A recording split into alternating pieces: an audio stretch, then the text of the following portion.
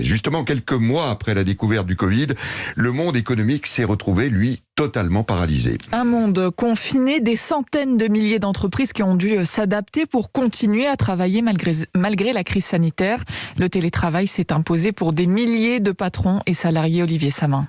5 millions de salariés du secteur privé qui, d'un seul coup, à la mi-mars, basculent en télétravail. Charles Robinet-Dufaux se souviendra toute sa vie de cette séquence. À la tête du groupe NR, groupe de services en protection sociale, il a dû veiller à la poursuite de la bonne marche de l'entreprise et au lien avec ses 1500 salariés. Nous n'imaginions pas devoir à ce point modifier la façon dont nous travaillons pour nos clients, et nous sommes passés en quelques jours à 85% des collaborateurs en télétravail, et ce à la fois sur les sites en France mais sur des sites à l'international, alors que les mesures sanitaires étaient pas toujours les mêmes qu'en France. Et oui, 2020, l'année où le masque est devenu la règle dans les open space, où il a fallu mettre des sens de circulation dans les couloirs. L'année aussi où se sont imposées les visioconférences. Pour être franc, on avait l'habitude de réunions classiques.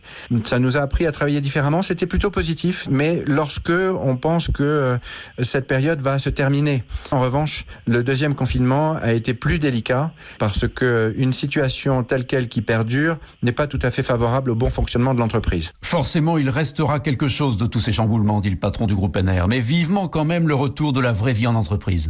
Olivier Samin du service économie d'Europe 1.